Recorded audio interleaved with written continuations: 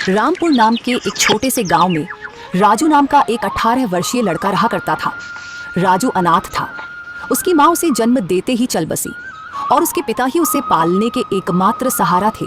जब राजू 8 साल का था तो उसके पिता किसी काम से जंगल गए और फिर कभी लौट कर नहीं आए।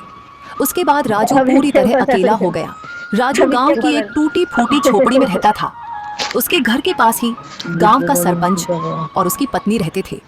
उनकी अपनी कोई संतान नहीं थी, इसलिए राजू के माता पिता के गुजर जाने के बाद उन्होंने ही राजू को पाला। ये लो राजू बेटा, ये खाना खा लो और अगर कम पड़े तो मुझसे आकर ले लेना। अरे मौसी, मैं कब तक आपके ऊपर बोझ बनकर बैठा रहूंगा? अब तो मुझे शर्म आती है।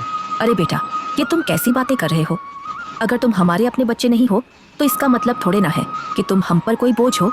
आगे से ऐसी बात मत करना। चुपचाप ये खाना खाओ। यह कहकर सरपंच की पत्नी सीमा वहां से चली गई। राजू ने आराम से खाना खाया। खाने के बाद जब वह झोपड़ी से बाहर निकला तो सामने ही सरपंच दिखाई दिए।